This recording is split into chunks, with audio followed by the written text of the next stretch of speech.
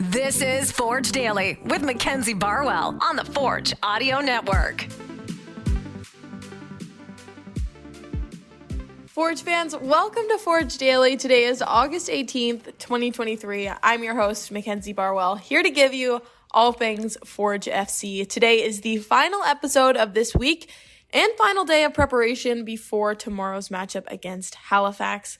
So today we'll hear from Abou, Sissoko, and Coach Bobby at the pre-match press conference regarding tomorrow's game. But to kick things off, let's have a look at what the Halifax Wanderers are looking like.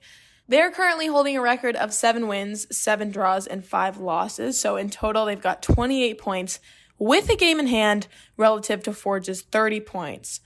They're currently tied for 5th, but as we know, only 6 points separate 1st from 6th in the CPL as of week 18. So if they win, hypothetically, they'd be bumped up to 2nd place. And Forge, on the other hand, if they took the win, they'd be bumped up to 1st. Of course, this all depends on how other games go this weekend across the league. But the Wanderers are coming off a 3-0 victory against Vancouver FC. They've taken 3 wins from their last 5 games, so definitely coming into tomorrow with some momentum. And just to recap, looking at Forge's record, they've got 8 wins, 6 draws, and 6 losses at this point in the season. However, their home record looks a little different, with just 3 wins, 2 losses, and now 5 draws. So if you're a long-standing Forge fan, you'd know that this is pretty uncharacteristic for the team. And like Kwesi said yesterday, they'd like to be winning a lot more in front of their fans. Bobby actually pointed out that winning at home is a major strength for a team, and if Forge wants a chance to play at home during the playoffs, then this will be a crucial one to walk away with 3 points. And I briefly touched on this earlier, but bearing in mind, Forge and York are the only 2 teams in the league with 20 games played at this point in the season, every other team having just 19. A quick injury report as well before we get into the press conference. Seba Costello is still out, but nearing the end of his recovery. Dav Chouanier will also be out tomorrow with his lower body injury. But something worth mentioning, Dav actually got engaged yesterday, so a big congratulations to him and his fiancée. We've had a few engagements on the team recently. First Alex, now Dav. I don't know who's going to be next. All right, now let's move into what we heard at the pre-match press conference today.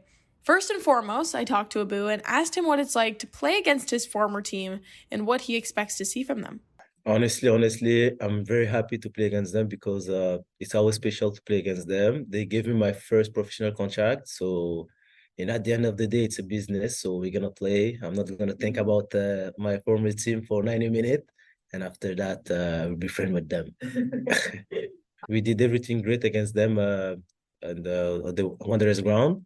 But at the end of the day, they had a penalty kick at the end of the game, so we cannot control everything on the pitch, the referees' decision and stuff. But now we're focusing for tomorrow's game, and hopefully we're going to win. Now on to some of Coach Bobby's words. Looking back at the last time that Halifax and Forge met up, Forge fell short in a 2-1 loss with that last-minute penalty, and a lot of you listening may have been at Wingporium that night. I remember some of the Forge staff and fans were there, and I saw firsthand just how frustrating that penalty was in the final minutes of the game. But Forge were dominant for large parts of this match, so I decided to ask Coach Bobby not only some of the threats that Halifax pose, but some of the positives that were seen in Forge's performance that he'd like to see carried into tomorrow.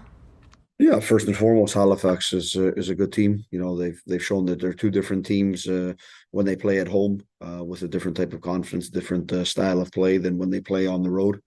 We'll see that in probably the first 15 minutes, which approach they take. But yeah, it was one of those games when we played over there last, where we've done a pretty good job in the game.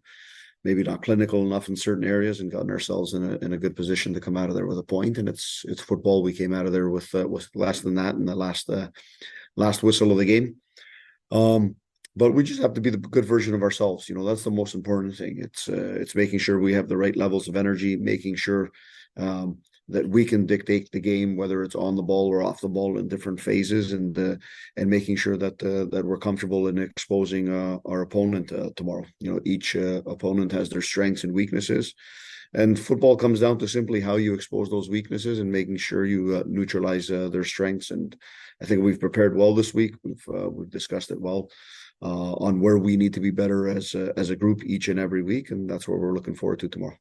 One other thing I was able to ask Coach Bobby was what the team is able to do from both a player and coach's standpoint with back-to-back home matches. More specifically, how they utilize this time without travel that they otherwise normally wouldn't have. Yeah, I mean, it's always good. You usually get the extra day of training in, which is something good where we can work a lot individually with the players, take out tactics, take out some of the other physical characteristics that we need to do during the week. It gives you that extra day where players can focus on themselves, some things that are very individual to their position. And that's what we've been able to do over the last 2 weeks. So it gives us that opportunity. And everyone enjoys being here. You know, it's a great place to be in here, Tim Hortons Field, not only on game days, but for us every other day. You know, the environment is great amongst the players, gives them a little bit more time, you know, here in the comforts of their own home, of their training areas.